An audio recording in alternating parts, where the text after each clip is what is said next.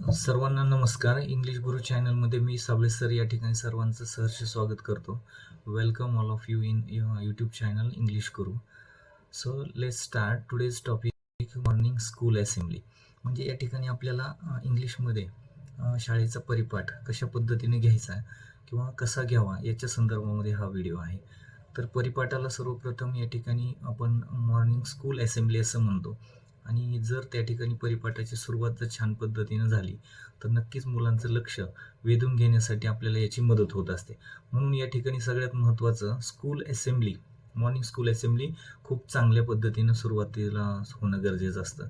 तर याच्यामध्ये बघा, सगळ्यांना या ठिकाणी सुरुवातीला आपण गुड मॉर्निंग असं या ठिकाणी स्टार्टिंगला म्हणतो. आता काही इन्स्ट्रक्शन्स खूप महत्त्वाचे असतात. There are some instruction which are very necessary for our student and for teacher. If teacher gives the proper instruction to the student and student will follow it. So we have to understand which instructions are necessary for the school assembly. So let's start and discuss about it. So first instruction या ठिकाणी अतिशय महत्त्वाची या ठिकाणी instruction आहे, ज्याला आपण attention असं म्हणतो. अटेन्शन.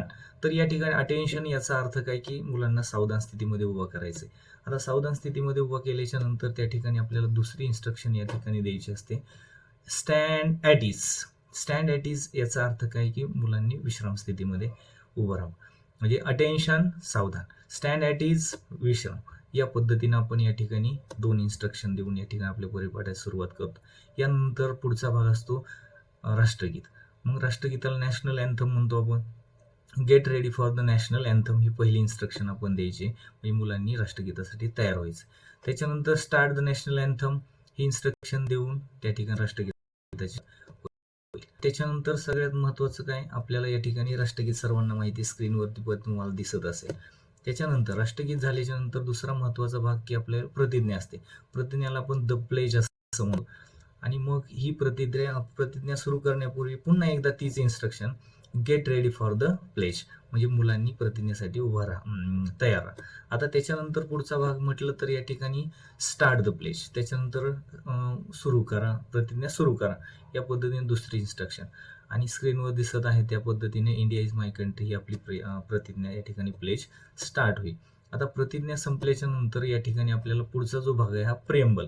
प्रेम्बल म्हणजे काय, आपण संविधानाचं या ठिकाणी प्रस्तावना या ठिकाणी घेत असतो.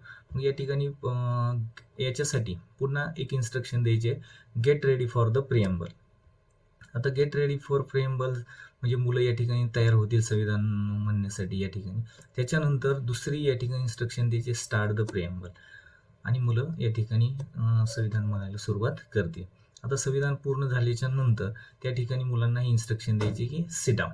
मग मुलं या ठिकाणी सिट डाऊन म्हटल्याच्या नंतर खाली बसतील. आणि खाली बसल्याच्या नंतर पुन्हा स्थिती या ठिकाणी चेंज झाल्यामुळं पुन्हा आपण या ठिकाणी अटेन्शन आणि रिलॅक्स या रोटेशनने आपण काही त्यांना इन्स्ट्रक्शन देऊन त्यांच्याकडून रिस्पॉन्स घेऊ शकतो. अटेन्शन म्हटलं की पुन्हा सावधान स्थितीत बसतील आणि त्या ठिकाणी रिलॅक्स म्हणजे परत एकदा ते आरामसे या पद्धतीने बसतील. ह्या सूचना झाल्याच्या नंतर महत्त्वाचा भाग ठरतो या ठिकाणी प्रेयर, म्हणजे प्रार्थना. आपल्या परिपाठामध्ये अतिशय महत्त्वाचा भाग आहे प्रेयर. मग प्रेयरसाठी या ठिकाणी आपल्याला ही इन्स्ट्रक्शन खूप महत्त्वाची, तर जॉईन युअर हँड्स म्हणजे काय, दोन्ही हात या ठिकाणी जोडा. आणि दोन्ही हात या ठिकाणी जोडतील आणि मुलं दोन्ही हात जोडल्याच्या नंतर त्या ठिकाणी आपण सांगू शकतो की पुढची इन्स्ट्रक्शन देऊ शकतो, start the prayer God is one. आता गॉड इज वन ही या ठिकाणी एक सॅम्पल म्हणून घेतली. तुमच्या स्कूलमध्ये जी प्रेयर असेल तर त्याचं नाव या ठिकाणी आपण इनपुट करायचं आहे. म्हणजे start the prayer dash dash म्हणजे त्या ठिकाणी तुम्ही जी प्रेयर आहे त्याचं नाव घ्यायचं आहे आणि मुलं त्या ठिकाणी प्रेयर स्टार्ट करतील. आता स्क्रीनवरती तुम्हाला God is one, God is one, God is one for every one he prayer दिसत असेल. तर ही अतिशय सुंदर अशा पद्धतीची प्रेयर आहे आणि मॉरल पण ह्याच्यातनं म्हणजे मेसेजसुद्धा चांगला आहे. तर ही प्रेयर घेऊ शकतात किंवा आणखीन वेगवेगळ्या छान छान प्रेयर्स आहेत तर त्या तुम्ही घेऊ शकता. आता प्रेयर झाल्याच्या नंतर मुलांना या ठिकाणी रब युअर हँड्स म्हणजे काय, हात त्यांना चोळायला सांगायचे. म्हणजे हात या ठिकाणी असे चोळल्याच्या नंतर मग त्यांना आणखीन आपण म्हणू शकतो की फास्ट, आणखीन फास्ट कर या ठिकाणी रब युअर हँड्स. आणि मोर फास्ट म्हटलं की आणखीन खूप फास्ट या पद्धतीने आपण काय करू शकतो, हँड्स या ठिकाणी रब करायला लावू शकतो. आणि त्याच्यानंतर पुढची इन्स्ट्रक्शन असेल, move your hands on your face आणि अशा पद्धतीनं त्या ठिकाणी गोष्टी आपल्या स्कूलमध्ये असतात.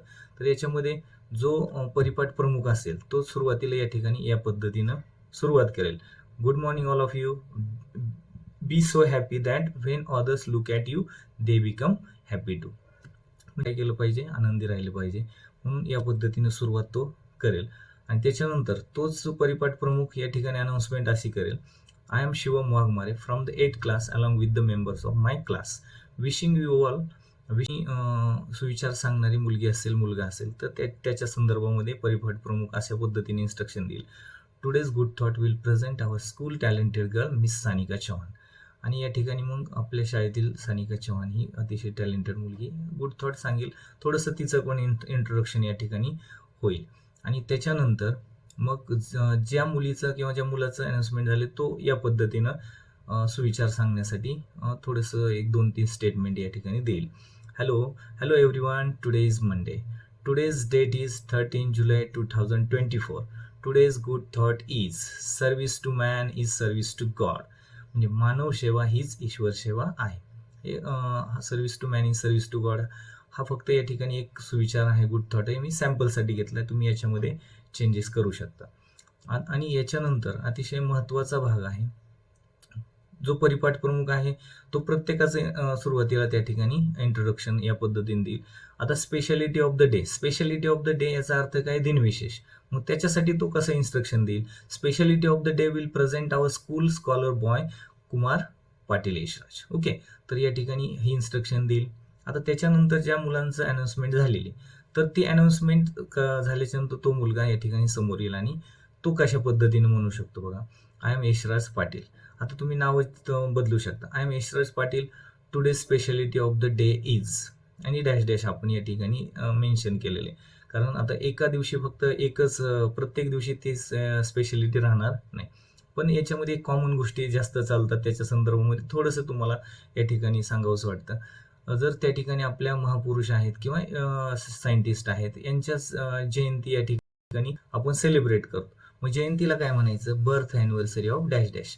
आता समजा शिवाजी महाराजांची जयंती, birth anniversary of the Chhatrapati Shivaji Maharaj. किंवा महात्मा फुलेंची या ठिकाणी ही आहे जयंती आहे, birth anniversary of the Mahatma Phule. या पद्धतीने म्हणू शकतात. आता याच्यानंतर दुसरा भाग जो आहे डेथ अॅनिव्हर्सरी. डेथ अॅनिव्हर्सरीचा अर्थ काय, पुण्यतिथी. जयंतीच्या नंतर जास्तीत जास्त आपल्या ह्याच्यामध्ये दिनविशेषमध्ये पुण्यतिथ्या येतात. मग या ठिकाणी death anniversary of dash dash. मग या पद्धतीनं आपण त्या ठिकाणी जेवढे काही ज्यांची डेथ अॅनिव्हर्सरी असेल, death anniversary of doctor Babasaheb Ambedkar. मग या पद्धतीनं ज्या महापुरुषाचे आहे किंवा ज्या सायंटिस्टचे आहे आपण या ठिकाणी जनरली पुण्यतिथी आपण महापुरुषांच्या करत असतो, मग त्यांचं नाव घेत. त्याच्यानंतर सायन्स डे आहे, विज्ञान दिवस असतो. रिव्हॉल्युशनरी डे आहे, क्रांती दिन असतो. एन्व्हायरमेंट डे आहे, पर्यावरण दिन आहे. चाइल्ड डे आहे, बाल दिन आहे.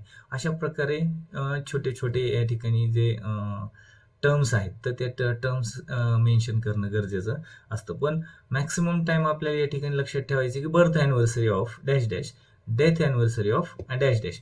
आणि डे जे आहे ते फक्त जो डे आहे त्याचं मेन्शन करणं गरजेचं आहे. तर या पद्धतीने हा speciality of the day part अतिशय महत्त्वाचा आहे.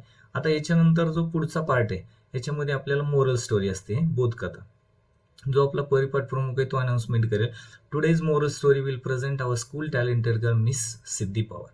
मग या ठिकाणी जी सिद्धी पवार किंवा कोणी XYZ जो स्टुडंट आहे तो काय करेल, समोर येईल आणि त्या ठिकाणी त्याची मोरल स्टोरी या ठिकाणी प्रेझेंट करेल. आता या ठिकाणी एक छोटी स्टोरी आहे, थर्स्टी क्रो. एक छोट्या छोट्या मुलांची आपण सुरुवात काय, आपलं लर्निंग वे पण कसं आहे, इझी टू डिफिकल्ट, म्हणजे सोप्याकडून कठीणाकडे जसं आहे आपल्याला. म्हणून या ठिकाणी छोट्या छोट्या अगोदर या ठिकाणी मोरल स्टोरी घ्यायची. तर थर्स्टी क्रो तुम्हाला या ठिकाणी काय स्क्रीनवरती दिसत आहे. Once upon a time there was a crow, he was very thirsty. Short sentence घ्या. He saw a pot with a very little water. He had an idea. He put the stones one by one into the pot. Water came up. Crow drank the water and flies away happily. मग या पद्धतीने काय करेल तो जो गोष्ट आहे, moral story वेगवेगळ्या असू शकतात, फक्त एक सॅम्पलसाठी हे तुमच्या समोर आहे. त्याच्यानंतर मोरल, आता या ठिकाणी मोरल सुद्धा मुलांना विचारणं गरजेचं आहे. मग कशा पद्धतीनं आपण विचारणार? What did you take from this story? What is the moral of this story? अशा पद्धतीने तुम्ही प्रश्न विचारू शकता आणि ते मुलं सांगतील ऐकल्याच्या नंतर. Don't give up in any situation, म्हणजे कोणत्याही परिस्थितीमध्ये आपण काय करायचं नाही, हार मानायची नाही किंवा या ठिकाणी प्रयत्न करायचे सोडून द्यायचे नाहीत. मग अशा पद्धतीनं मोरल स्टोरी ही छान पद्धतीने होईल. तुम्हाला साईड स्क्रीनवरती तुम्हाला दिसत असेल एक इमेज आहे, ते पूर्ण स्टोरी त्याच्यात कव्हर झाली. आता याच्यानंतर दुसऱ्या गोष्टी काही काही ॲक्टिव्हिटीज आपल्या स्कूलमध्ये चालतात. बरेचशा ॲक्टिव्हिटी असतात, प्रत्येक स्कूलमध्ये वेगवेगळ्या ॲक्टिव्हिटी असतात आणि फॉर एक्झाम्पल आपण सॅम्पल म्हणून 2-3 ॲक्टिव्हिटी या ठिकाणी समोर घेतलेल्या. तर पहिली ॲक्टिव्हिटी त्याच्यामध्ये आस्किंग 5 वर्ड्स इन इंग्लिश. आपण इंग्लिशचे दररोज परिपाठामध्ये 5 शब्द विचारतो मुलांना, म्हणजे अगोदरच्या दिवशी लिहून देत असतो बोर्डवरती आणि त्याच्यानंतर दुसऱ्या दिवशी मुलांना पाठ करून यायला सांगतो आणि विचारतो. So asking 5 words in English. दुसरं आणखीन काय असतं, asking any 2 questions about GK. सामान्य ज्ञानावरती 2 प्रश्न आधारित आपण विचारत असतो. आणि तिसरी आणखीन ॲक्टिव्हिटी म्हटलं तर asking simple questions in English, like who is your best friend, what is your father. असे सोपे सोपे प्रश्न इंग्लिशमध्ये आपण विचारतो, कारण आपल्याला काय करायचं, आपल्या मुलांची to improve the language of our students. So ask easy and very simple questions to the student will answer you properly, and whenever they will make mistake, then we have to improve them at that place.